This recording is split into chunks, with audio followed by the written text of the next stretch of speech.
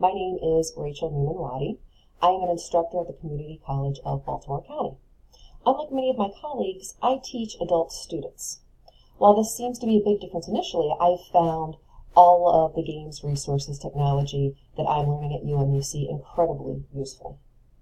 Many of the students that I teach come from vulnerable populations. And what I mean when I say this is many of my students are underemployed.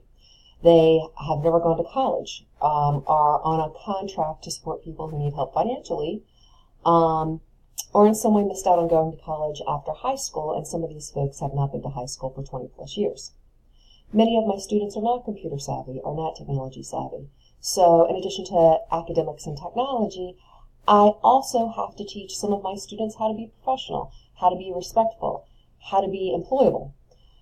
These skills are often taught at the high school level, yet many of my students are learning this sort of thing for the first time.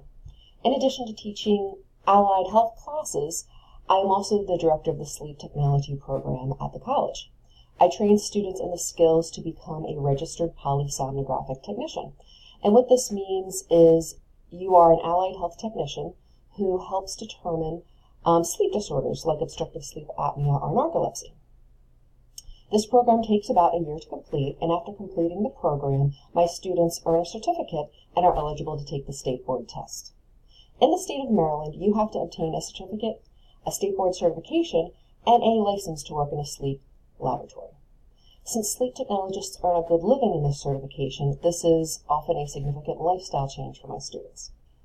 So my job is very rewarding to be able to teach adults skills that they will have for a lifetime that can often change their lifestyle for the better.